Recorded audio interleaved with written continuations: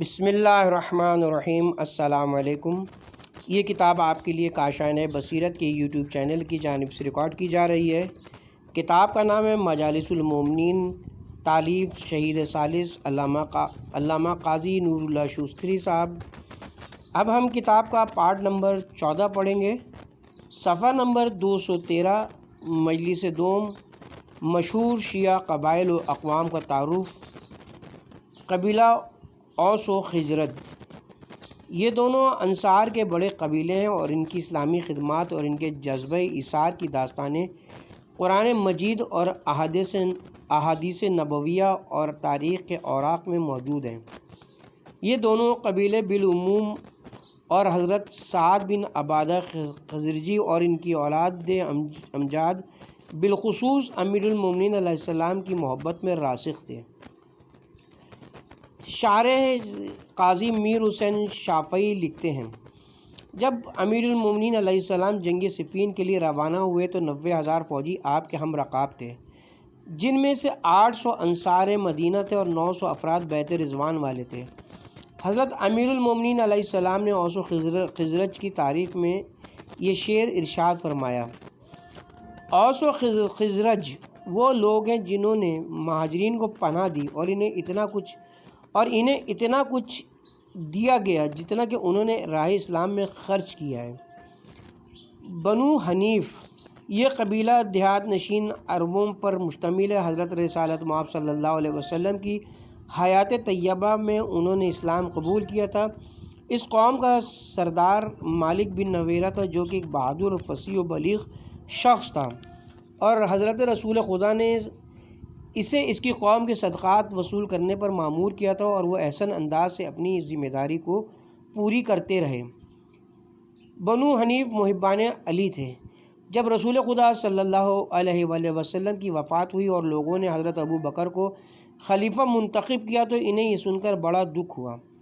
مالک بن نویرہ صحرا سے روانہ ہو کر مدینہ طیبہ پہنچے۔ وہ جمعے کے دن مدینے آئے تو انہوں نے دیکھا کہ حضرت ابو بکر ممبر رسول پر بیٹھ کر خطبہ دے رہے ہیں۔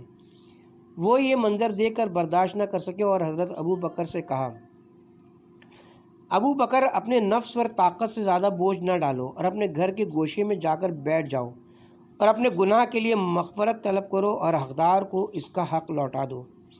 کیا تمہیں اس مقام پر کھڑے ہونے سے شرمندگی نہیں ہوتی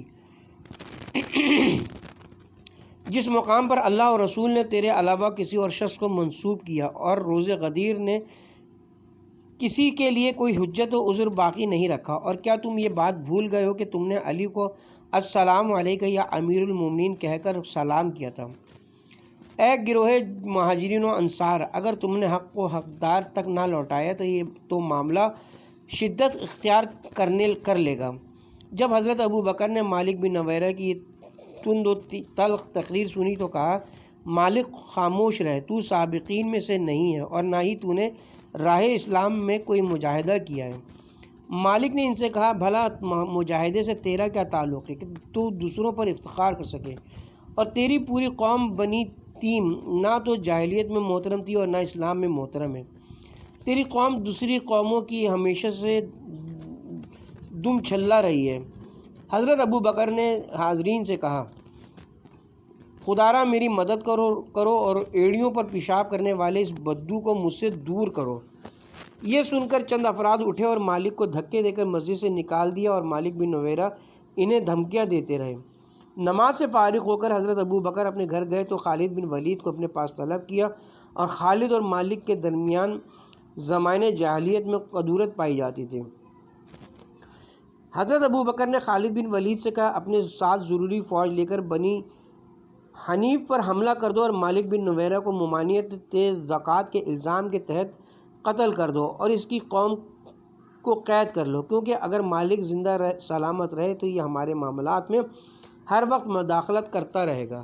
خالد نے 100 گھڑ سواروں کا دستہ ساتھ لیا اور بنی حنیف کے پاس سے گزرا، اور خالد نے اس قبیلے سے اعلانیہ جنگ کو اپنے مطابق نہ پا کر ان سے کہا کہ میں آگے جا رہا ہوں، مگر آج رات تمہارا مہمان ہوں۔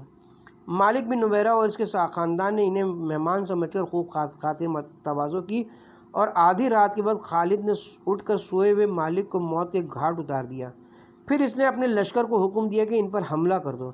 خالد کے ساتھیوں نے بنی حنیف پر شب خون مارا، ان کے بہت سے افراد کو قتل کر دیا اور ان کی عورتوں اور بچوں کو قید کر لیا اور ان کے مال کو لوٹ لیا۔ اور خالد نے اس رات سب سے بڑا ظلم یہ کیا کہ اس نے مالک بن نویرہ کی بیوی سے زنا کی اور قیدیوں اور مال غنیمت کو لے کر حضرت ابو بکر کی خدمت میں حاضر ہوا۔ روایات میں ہے کہ مالک بن نویرہ اور حضرت عمر ایام جاہلیت میں ایک دوسرے کے دوست اور حلیف تھے۔ جب حضرت عمر نے مالک کی موت اور اس کے خاندان کی تباہی کو سنا تو مسجد میں آئے اور انہوں نے آ کر دیکھا کہ خالد نے ذرا سجائی ہوتی ہے اور خود لوہے کی ٹوپی میں 3 تیر لگائے ہوئے ہیں اور بڑے فخر سے بنی حنیف کے قتل عام کی داستان سنا رہا ہے۔ حضرت عمر یہ سب منظر دیکھ کر برداشت نہ کر سکے، انہوں نے خالد کے خود سے تیر نکال کر توڑ ڈالے اور دھکے دے کر اسے مسجد سے نکال دیا اور کہا اگر خدا نے کبھی مجھے تجھ پر اختیار دیا تو میں تجھ سے مالک کے خون کا قصاص لوں گا۔ خالد روتے ہوئے حضرت ابو بکر کے پاس گئے اور ان سے حضرت عمر کے رویے کی شکایت کی۔ حضرت ابو بکر نے حضرت عمر کو طلب کیا اور انہیں نصیحت کرتے ہوئے کہا کہ تم خالد کو ملامت نہ کرو، خالد ہماری تلوار ہے، اس نے جو کچھ کیا ہے وہ میرے حکم سے کیا اور اس میں ہماری مصلحت مضمر تھی۔ حضرت ابو بکر کی یہ نصیحت سن کر اس وقت حضرت عمر خاموش ہو گئے اور جب کچھ عرصے کے بعد حضرت عمر خلیفہ بنے تو انہوں نے خالد کو سالاری لشکر سے معزول کر دیا اور انہوں نے خالد سے مالک کا قصاص لینا چاہا تو خالد ملک شام کی طرف بھاگ گیا اور وہیں اس کی موت واقع ہوئی۔ جناب امیر نے خولہ حنیفیہ سے نکاح کیوں کیا؟ شیخ فاضل محمد بن ابی جمور نے اپنی کتاب جمع الجمع میں اپنی اسناد سے دیبل بن علی خزائی سے روایت کی۔ انہوں نے امام علی رضا علیہ السلام سے روایت کی، آپ نے اپنے والد امام موسیٰ کاظم علیہ السلام سے، انہوں نے اپنے والد ماجد امام جعفر صادق علیہ السلام سے روایت کی۔ انہوں نے فرمایا ایک دن چند شیعہ جن میں جابر بن یزید جعفی موجود تھے امام محمد باقر علیہ السلام کی خدمت میں حاضر ہوئے اور ان سے پوچھا کیا آپ کے جد اطہر امیر المومنین علیہ السلام شیخین کی خلافت پر راضی تھے؟ امام محمد باقر علیہ السلام نے فرمایا وہ ہرگز راضی نہیں تھے۔ پھر انہوں نے پوچھا اگر امیر المومنین علیہ السلام راضی نہ تھے تو انہوں نے خولہ حنفیہ کو اپنی کنیز کیوں قرار دیا؟ کیونکہ وہ حضرت ابو بکر کے عہد حکومت میں لائی گئی تھی۔ امام محمد باقر علیہ السلام نے فرمایا اس سوال کا جواب تمہیں صحابی پیغمبر حضرت جابر بن عبداللہ انصاری دیں گے۔ پھر آپ نے ایک شخص کو حضرت جابر کے پاس بھیجا اور جب وہ تشریف لائے تو آپ نے ان سے فرمایا جابر آپ ان لوگوں کو حضرت امیر کی خولہ حنفیہ سے شادی کی کیفیت سے آگاہ کریں۔ حضرت جابر نے کہا میں اس وقت موجود تھا جب بنی حنیف کے دیگر قیدیوں کے ساتھ خولہ حنفیہ قید ہو کر مدینے آئی تھیں اور جیسے ہی خولہ کی نظر رسول اکرم کی قبر مبارک پر پڑی تو اس نے رو کر کہا السلام علیکہ یا رسول اللہ، میں آپ سے آپ کی امت کی شکایت کرتی ہوں، انہوں نے ہمارے اسلام کو نظر انداز کر دیا اور ہم پر شب خون مارا اور ہمیں ترک و دیلم کی طرح سے قید کر کے یہاں لائے، جبکہ ہمارا جرم صرف یہی ہے کہ ہم آپ کے اہل بیت سے محبت کرتے ہیں۔ پھر خولہ حنفیہ نے مسجد میں بیٹھے ہوئے افراد کو مخاطب کر کے کہا لوگو تم نے ہمیں کیوں قید کیا جبکہ ہم لا الہ الا اللہ محمد رسول اللہ کی گواہی دیتے ہیں؟ حضرت ابو بکر نے کہا تمہارا جرم یہ کہ تم نے زکوٰۃ دینے سے انکار کیا ہے۔ خولہ حنفیہ نے کہا اگر تمہاری بات درست مان لی جائے تو یہ جرم ہمارے مردوں نے کیا ہے، بھلا اس میں ایماندار اور خواتین کا کیا قصور ہے؟ اور تم نے مومن خواتین کو قید بنا لیا اور اپنے لیے انہیں حلال کر لیا ہے۔ پھر حضرت امیر المومنین نے اس باوقار خاتون کو مزید ذلت سے بچانے کے لیے اپنی ذات کے لیے طلب کیا اور امیر المومنین نے ان سے کہا اب تم آزاد ہو، اگر واپس جانا چاہو تو میں تمہیں بھجوا دوں گا اور اگر مجھ سے نکاح کرنا چاہو تو تمہیں اس کی بھی اجازت ہے۔ خولہ حنفیہ نے امیر المومنین سے عقد کو اپنے لیے مناسب خیال کیا اور کہا کہ میں آپ کی زوجہ بننے پر آمادہ ہوں۔ پھر امیر المومنین علیہ السلام نے ان سے نکاح کیا۔ مذکورہ واقعات سے یہ حقیقت واضح ہوتی ہے کہ بنی حنیف کا جرم صرف یہی تھا کہ وہ اہل بیت طاہرین سے محبت کرتے تھے اور ممانعت زکوٰۃ کا بہانہ بنا کر ان پر لشکر کشی کی گئی تھی۔ ہمارے اس دعوے کی تائید مشہور مورخ احمد بن اسم کوفی کے اس بیان سے ہوتی ہے جو اس نے اہل حضر الموت کے باب میں رقم کیا۔ وہ لکھتے ہیں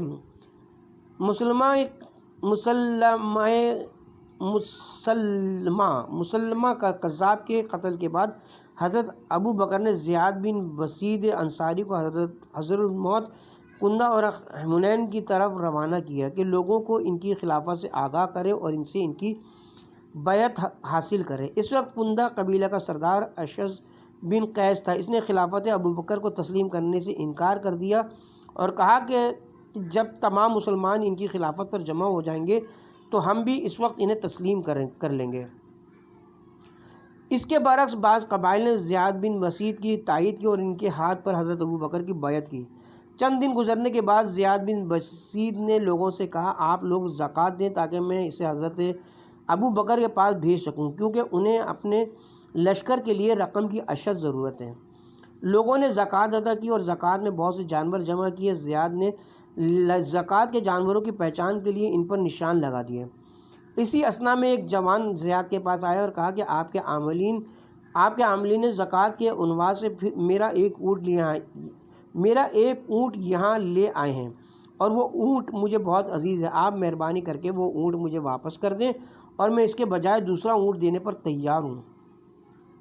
زیاد نے کہا یہ بات ناممکن ہے کیونکہ ہم نے تمام جانوروں پر نشان لگا دیے ہیں اور نشان زدہ اونٹ اب واپس نہیں کیا جا سکتا۔ نوجوان نے اس کی بڑی منت سماجت کی لیکن زیاد نے اونٹ واپس نہ کیا۔ پھر وہ جوان جس کا نام معاویہ بن یزید مغیری تھا اس علاقے کے سردار حارث بن سراقہ کے پاس گیا اور اس سے سفارش کی درخواست کی۔ حارث بن سراقہ زیاد کے پاس گیا اور جوان کی سفارش کی اور کہا کہ آپ وہ اونٹ مجھے دے دیں اور مجھ سے اس کے بدلے میں دوسرا اونٹ لے لیں۔ زیاد نے پھر اونٹ واپس کرنے سے انکار کر دیا۔ حارث بن سراقہ اپنی بے عزتی برداشت نہ کر سکے اور جوان سے کہا تو اپنا اونٹ واپس لے جا، اگر کسی نے مزاحمت کی تو میں اپنی تلوار سے اس کا کام تمام کر دوں گا۔ میں نے اللہ اور اس کے رسول کی اطاعت کی ہے، اگر رسول کریم کی وفات کے بعد خلافت ان کے اہل بیت میں ہوتی تو ہم ضرور ان کو بھی ہوتی اگر رسول کریم کی وفات کے بعد خلافت ان کے اہل بیت میں ہوتی تو ہم ضرور ان کی بھی اطاعت کرتے۔ ابو بکر کو ہم پر فرما روائی کا کیا حق حاصل ہے؟ پھر حارث نے اس مضمون کے چند اشعار کہے جن میں اس نے خاندان مصطفیٰ کے لیے اپنی عقیدت کا اظہار کیا اور ثقیفائی حکومت سے اپنی بیزاری کا اعلان کیا۔ زیاد نے حارث کے اس تیور کو دیکھ کر بھاگنے میں اپنی ہی عافیت سمجھی، پھر وہاں سے بنی زبیدہ کے پاس گیا اور بنی زبیدہ اور بنی کندہ سے حارث کے طرز عمل کی شکایت کی اور انہیں حضرت ابو بکر کی اطاعت کی دعوت دی۔ انہوں نے کہا تو ہمیں ایسے شخص کی اطاعت کا حکم کیوں دینا چاہتا ہے جس کی اطاعت کے لیے رسول خدا نے کسی کو وصیت نہیں کی تھی؟ زیاد نے کہا آپ لوگ سچ کہتے ہیں لیکن بات یہ کہ انہیں مسلمانوں کی جماعت نے منتخب کیا ہے۔ بنی زبیدہ و بنی کندہ کے افراد نے کہا اگر لوگوں نے اجتہادی کرنا تھا تو پھر انہوں نے اہل بیت رسول کو کیوں فراموش کر دیا، جبکہ اللہ تعالیٰ کا واضح فرمان ہے، کتاب خدا کا یہ فیصلہ ہے کہ رشتہ دار ہی ایک دوسرے کی میراث کے زیادہ حقدار ہیں۔ زیاد نے کہا مہاجرین و انصار تم سے زیادہ سمجھدار ہیں۔ لوگوں نے کہا وہ یقیناً سمجھدار ہوں گے لیکن انہوں نے حسد سے کام لیا اور حقداروں تک حق نہ پہنچنے دیا، اور ہمیں معلوم ہے کہ رسول خدا نے اپنے اہل بیت سے اپنے خلیفہ کو منتخب کر کے اس کا اعلان کیا تھا، لہٰذا تم یہاں سے چلے جاؤ، ہمیں تمہاری باتوں سے اتفاق نہیں ہے۔ بعض روایات میں مذکور ہے جب حضرت ابو بکر نے مالک سے زکوٰۃ کا مطالبہ کیا تو اس نے کہا پیغمبر خدا صلی اللہ علیہ وآلہ وسلم نے ہمیں یہ حکم نہیں دیا تھا کہ ہم تجھے زکوٰۃ دیں اور نہ ہی تجھے ہم سے زکوٰۃ لینے کا حکم صادر فرمایا تھا، لہٰذا تو ہم سے اس چیز کا مطالبہ کیوں کرتا ہے جس کا رسول خدا نے تجھے حکم نہیں دیا؟ اسی وجہ سے حضرت ابو بکر نے انہیں مرتدین کی فہرست میں شامل کر لیا اور خالد کو ان کے قتل عام پر مامور کر دیا تھا۔ شیخ ابن حجر اسقلانی نے اصابہ میں لکھا کہ رسول خدا نے مالک بن نویرہ کو ان کی قوم کے صدقات کا عامل مقرر کیا تھا۔ جب حضرت کی وفات ہوئی اور حضرت ابو بکر خلیفہ بنے تو مالک نے زکوٰۃ کی تمام رقم اپنی قوم کے غربا و مساکین میں تقسیم کر دی۔ جب خالد نے اسے قتل کیا اور ان کی قوم کے باقی افراد کو قید کیا تو اس کا بھائی متمم بن نویرہ حضرت ابو بکر کے پاس آیا اور ان سے گفتگو کی تو انہوں نے اس کی قوم کے قیدیوں کو رہا کر کے اس کے ساتھ روانہ کر دیا۔ زبیر بن بکار سے روایت ہے حضرت ابو بکر نے خالد سے کہا تھا کہ تو نے بذریعہ حرام مالک کی زوجہ پر تصرف کیا ہے، لہٰذا اسے آزاد کر دے، اور حضرت عمر نے بڑی سختی کے ساتھ خالد کو ملامت کی تھی، لیکن حضرت ابو بکر نے خالد کو معذور قرار دیا۔ ابن حجر نے ثابت بن قاسم سے روایت کی خالد نے مالک کی بیوی کو دیکھ لیا اور وہ انتہائی حسین و جمیل عورت تھی۔ خالد اس کو دیکھ کر فریفتہ ہو گیا۔ مالک نے اپنی بیوی سے کہا تو نے مجھے مروا دیا، اب تیری وجہ سے مجھے قتل کر دیا جائے گا۔ خلاصہ کلام یہ کہ اس ظلم و ستم پر عمر بن خطاب نے خالد کو ملامت کی تھی، اور روایت میں مذکور ہے کہ حضرت عمر نے جیسے ہی اقتدار سنبھالا تو انہوں نے بنی حنیف کی باقی ماندہ عورتوں کے لیے حکم صادر کیا کہ اس وقت جہاں بھی ہوں انہیں ان کے اصل وارثوں کے حوالے کیا جائے۔ ان کے اس حکم پر پورا عمل کیا گیا۔ اس وقت کچھ عورتیں شوستر کی سرحد میں اپنے نئے شوہروں کے ساتھ رہ رہی تھیں اور ان میں سے کچھ حاملہ بھی تھیں۔ ان سب کو نئے شوہروں سے جدا کر کے سابقہ ورثہ کے حوالے کیا گیا۔ قائرین کرام، اس مقام پر کچھ دیر کے لیے ٹھہر جائیے اور سوچئے کہ حضرت ابو بکر اور حضرت عمر کے طرز عمل میں واضح اختلاف پایا جاتا ہے، اور سیرت شیخین کو دین کا حصہ سمجھنے والوں سے ہماری گزارش ہے کہ وہ فیصلہ فرمائیں کہ ان میں سے غلطی پر کون تھا اور صحیح راستے پر کون تھا، اور اس کے ساتھ ہمیں خدا را یہ بھی سمجھایا جائے کہ جب سیرت شیخین میں تضاد ہو تو اس وقت پیروی کس کی کرنی چاہیے، اور یہ بھی واضح کیا جائے کہ جب سیرت شیخین میں یکسانیتی نہیں ہے تو اسے دین کا حصہ قرار دینے پر اس قدر اصرار کیوں کیا جاتا ہے۔ مدعی سست گواہ چست، یا فی خواہ مخواہ وکیل صحابہ کا کردار ادا کرنے کے خواہش مند تھے۔ انہوں نے اپنی تاریخ کے مقدمے میں صحابہ کے متعلق حسن ظن رکھنے کا ایک باب قائم کیا جس میں انہوں نے لکھا ایک سچے اور پکے مسلمان کے لیے ضروری ہے کہ صحابہ کرام کے لیے حسن ظن سے کام لے اور کمزور روایات کی وجہ سے صحابہ کو مطعون نہ کرے۔ مثلا مالک بن نویرہ کی مہم کے متعلق خالد بن ولید کو خصوصی طور پر مطعون کیا جاتا ہے اور بہت سے غلط اقدامات ان کی طرف منسوب کیے جاتے ہیں، حالانکہ یہ روایات انتہائی ضعیف اور ضعیف روایات کو بنیاد بنا کر کسی صحابی کو مطعون کرنا انتہائی غلط روش ہے۔ یافعی نے مذکورہ باب میں اس واقعے کے متعلق کافی لے دے کی ہے، مگر دروغ راہ حافظ نباشت کے مصداق اسی باب کے آخر میں اس نے واحدی کی روایت نقل کی ہے کہ جو کہ سابقہ تمہید کے سراسر متضاد ہے۔ چنانچہ موصوف لکھتے ہیں جب مالک بن نویرہ کے قتل اور ان کی بیوی پر تصرف حاصل کرنے کی خبر مدینہ پہنچی تو حضرت عمر نے حضرت ابو بکر سے کہا خالد نے زنا کا ارتکاب کیا، اسے رجم کرنا چاہیے۔ حضرت ابو بکر نے کہا میں اس وجہ سے خالد کو کبھی بھی قتل نہیں کروں گا کیونکہ اس نے تعویل کی ہے۔ ہاں یہ اور بات ہے کہ تعویل میں اس سے خطا سرزد ہوئی ہے۔ حضرت عمر نے کہا پھر آپ اسے معزول کر دیں۔ حضرت ابو بکر نے کہا جس تلوار کو اللہ نے بے نیام کیا ہے میں اسے کبھی نیام میں پنہا نہیں کروں گا۔ اور یافعی نے صرف مذکورہ روایات پر ہی اتفاق نہیں کیا بلکہ اس نے ابی زبیر کے وہ اشعار بھی اپنے قلم سے نقل کیے جو اس نے خالد کی مذمت میں کہے تھے، جن میں سے چند شعر یہ ہیں: خالد نے یہ سب کچھ اس کی بیوی کے حصول کے لیے کیا اور اس مہم سے پہلے بھی خالد کے دل میں اس کی تمنا موجود تھی۔ خالد نے اپنی خواہش کو عملی جامہ پہنایا اور اپنی خواہشات کی مہار کو تبدیل نہ کیا اور نہ ہی خواہشات پر قابو پایا۔ چنانچہ اس جنگ کے نتیجے میں خالد تو بیوی والا بن گیا اور مالک بیچارہ مردگان میں سے ایک مردہ قرار پایا۔ ہائے مالک جیسے سخی کے بعد یتامہ و بیوگانوں اور فقراء و مساکین کی مدد کون کرے گا؟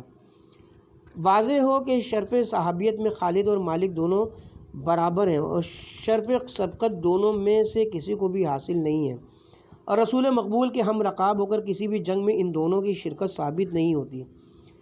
صاحب استیعاب لکھتے ہیں، ایک بار رسول اکرم صلی اللہ علیہ وسلم نے خالد کو لشکر دے کر مقام غمیسہ کی طرف روانہ کیا اور انہوں نے وہاں جا کر لوگوں کو ناحق قتل کیا۔ جب رسول اکرم کو اس واقعے کی خبر ملی تو آپ سخت آزردہ ہوئے اور فرمایا، خدایا میں خالد کے اس فعل سے بیزار ہوں۔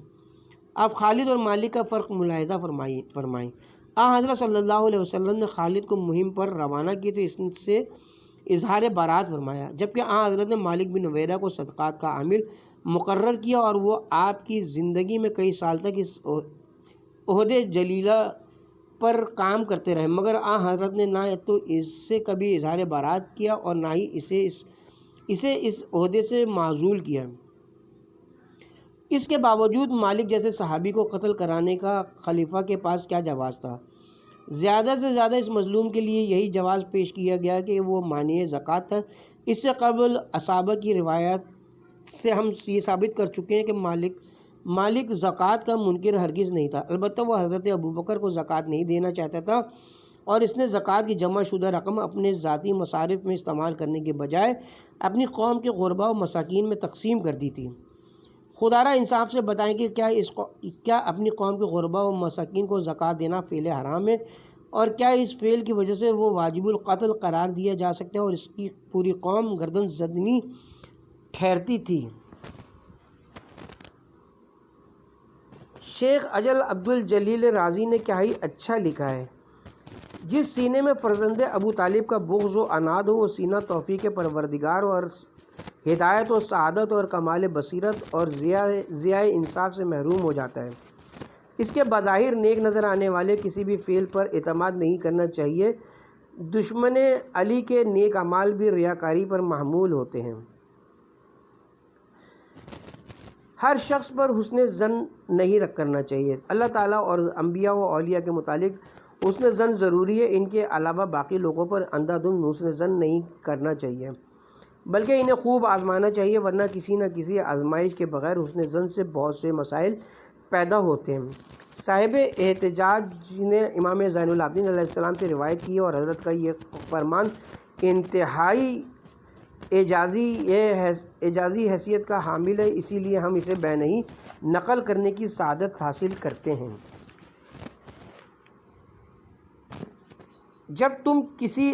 آپ نے فرمایا، جب تم کسی ایسے شخص کو دیکھو جو شکل و صورت اور گفتگو اور حرکات و سکنات میں اچھا نظر آتا ہو تو فوراً اس پر اعتماد نہ کر لینا، کیونکہ اس جہان میں کئی لوگ ایسے ہیں جو اپنی فطری کمزوری اور بزدلی کی وجہ سے حرام حاصل کرنے سے قاصر ہوتے ہیں، اسی لیے وہ دینداری کو اس کے حصول کے لیے جال کے طور پر استعمال کرتے ہیں اور اپنی ظاہری شکل و صورت سے لوگوں کو دھوکہ دیتے ہیں، اور یوں وہ مال حرام حاصل کرنے میں کامیاب ہو جاتے ہیں۔ اگر تم کسی کو دیکھو کہ وہ ظاہری حرکات و سکنات بھی شرعی رکھتا ہو اور مال حرام سے بھی پرہیز کرتا ہو تو بھی اس پر اندھا دھند اعتماد نہ کرو، کیونکہ لوگوں کی خواہشات مختلف ہوتی ہیں اور ایسے بہت سے افراد موجود ہیں جو مال حرام سے پرہیز کرتے ہیں لیکن وہ دوسری برائیوں کے رسیا ہوتے ہیں۔ اگر کسی شخص کو دیکھو کہ وہ دوسری عمومی برائیوں سے بھی پرہیز کرتا ہو تو بھی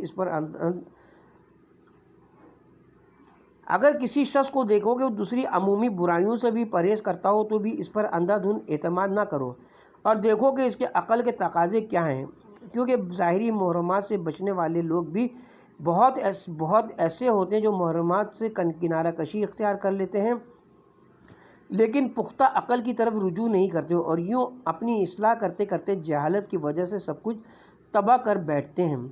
اور جب کسی کی عقل بھی تمہیں پختہ نظر آئے تو بھی اس پر اندھا دھند اعتماد نہ کرو، بلکہ دیکھو کہ وہ اپنی خواہشات کے وقت عقل کے تقاضوں پر عمل کرتا ہے یا عقل کو خواہشات کے حوالے کر دیتا ہے، اور اس کے ساتھ ساتھ یہ دیکھو کہ وہ اقتدار باطلہ کا فریفتہ ہے یا نہیں، کیونکہ اس دنیا میں ایسے افراد بھی موجود ہیں جو دنیا کو ترک کر کے دنیا و آخرت کا خسارہ صرف اس لیے خرید لیتے کہ انہیں باطل اقتدار کی لذت اموال اور حلال نعمات سے بہتر دکھائی دیتی ہے۔ اور دنیاوی لذات کو صرف حصول اقتدار کی خاطر چھوڑ دیتے ہیں۔ اور جب ایسے شخص سے کہا جائے کہ اللہ کا خوف کر تو گناہوں کی عزت اسے مانے ہوتی ہے، اس کا ٹھکانہ دوزخ ہے اور وہ بہت برا ٹھکانہ ہے۔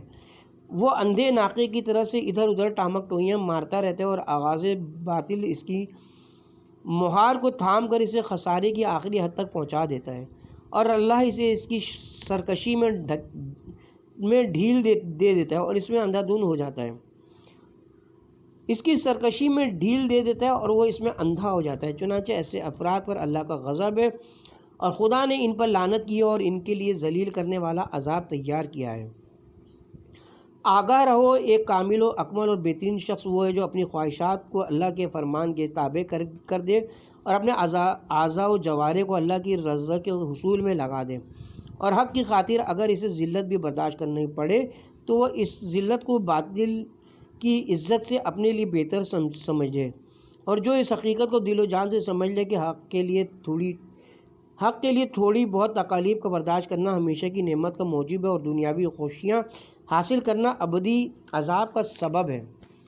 جب تمہیں ایسا شخص دکھائی دے تو وہ بہترین شخص ہے، تم اس کے طریقے پر بے خوف و خطر ہو کر چلو اور رب کی رضا کے حصول کے لیے اس کی اقتدا کرو اور اپنے اور خدا کے درمیان اسے وسیلہ قرار دو، کیونکہ اس کی کوئی دعا رد نہیں ہوتی اور اس کی کوئی طلب ناکامی سے دوچار نہیں ہوتی۔ سمانی کتاب اصناف میں رقم تراز ہیں۔ بنی حنیفہ ایک قوم ہے اور اس کی اکثریت یمامہ میں رہتی ہے، اور خلۂ حنفیہ کا تعلق بھی اسی قبیلے سے تھا جو کہ دور ابو بکر میں باقی قیدیوں کے ساتھ اسیر ہو کر آئی تھیں، اور حضرت علی نے اسے حضرت ابو بکر سے اپنے لیے طلب کیا تھا، اور محمد بن حنفیہ اسی کے بطن سے پیدا ہوئے تھے، اور اہل سنت اس واقعے کی وجہ سے حضرت ابو بکر کی خلافت کے صحیح ہونے کا استدلال کرتے ہیں، کیونکہ ان کا موقف یہ کہ اگر حضرت ابو بکر کی خلافت صحیح نہ ہوتی تو حضرت علی علیہ السلام ان کی غنیمت سے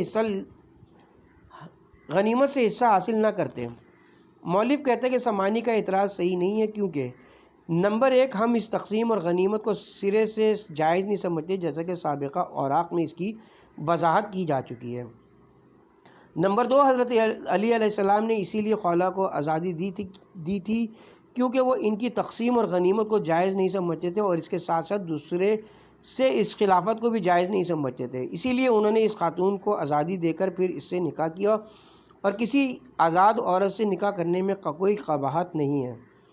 علاوہ ازیں اگر ہم یہ امر بھی تسلیم کر لیں کہ تقسیم و غنیمت درست تھی تو بھی ہمارے نظریہ پر اس کی کوئی زد نہیں پڑتی۔ ہم اس کے لیے یہ کہیں گے کہ تقسیم و غنیمت حضرت امیر کے مشورے پر عمل میں لائی گئی ہوگی، اور صرف اس تقسیم و غنیمت کی وجہ سے جو کہ حضرت امیر کے مشورے پر کی گئی ہو، سقیفائی حکومت پر بھی جائز قرار نہیں دی جا سکتی، کیونکہ فرع کے صحیح ہونے کا یہ مطلب کبھی نہیں ہوتا کہ اس کی اصل بھی صحیح ہے، کیونکہ مورخین نے لکھا ہے کہ مصر کے کافر اور عیاش بادشاہ نے حضرت سارہ کی خدمت کے لیے ایک کنیز تحفے کے طور پر پیش کی تھی، اور اس کا نام جناب ہاجرہ تھا۔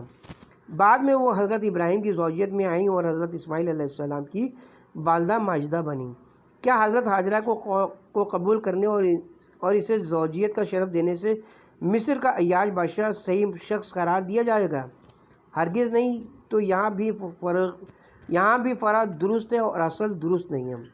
اس قانون کے تحت ہم اہل سنت کے دوسرے اعتراض کا جواب بھی دے سکتے ہیں۔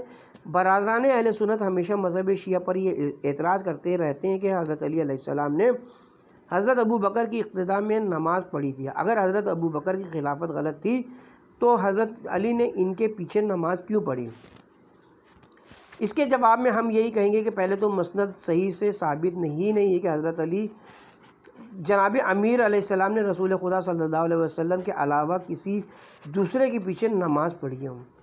نمبر دو، اگر بالفرض اس بات کو تسلیم کر بھی لیا جائے تو ہم یہ کہیں گے کہ جناب امیر نے اقتدار کی نیت نہیں کی تھی، اور اہل سنت قیامت تک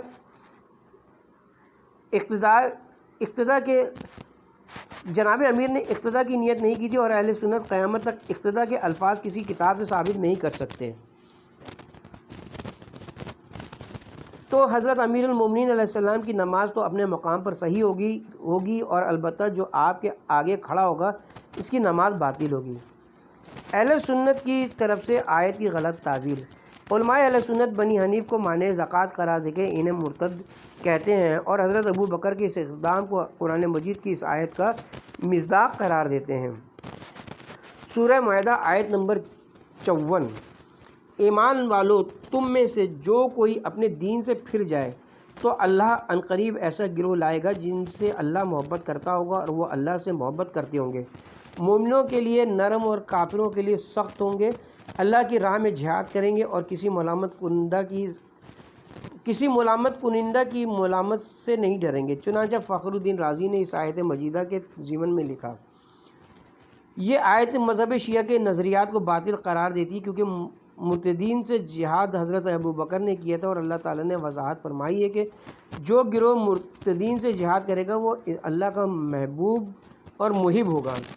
فخر الدین رازی کی دلیل کی تردید ایک سنی عالم فاضل نشاپوری نے اپنی تفسیر میں کی اور انہوں نے لکھا، فخر الدین رازی کا یہ استدلال غلط ہے کیونکہ آیت مجیدہ کا لب و لہجہ اس بات کا شاہد ہے کہ اللہ تعالیٰ مرتدین کے مقابلے کے لیے ایک قوم پیدا کرے گا جو اللہ کی محب اور محبوب ہوگی۔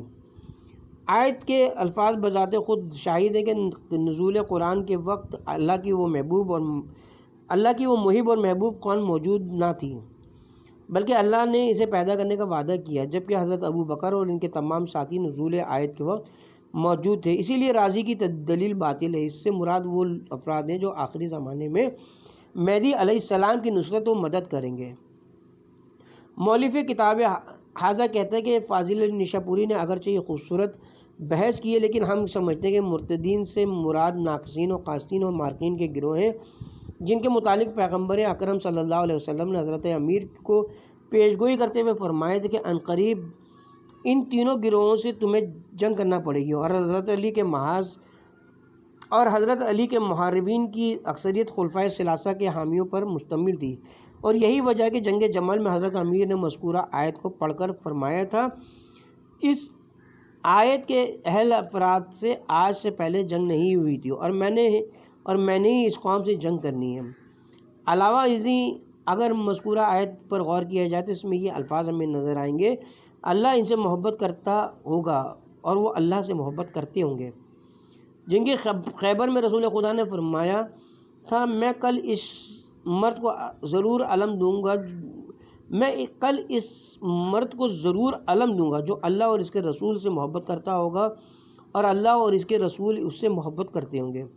اور آیت مجیدہ کے الفاظ بھی جناب امیر کی طرف اشارہ کرتے ہیں کہ کیونکہ مرتدین عرب سے جنگ میں تو کسی ملامت کا اندیشہ ہی نہیں تھا، جبکہ بی بی عائشہ اور طلحہ و زبیر اور اہل شام اور خوارج سے جنگ کی وجہ سے حضرت امیر المومنین علیہ السلام کو ملامت کا سامنا کرنا پڑتا تھا۔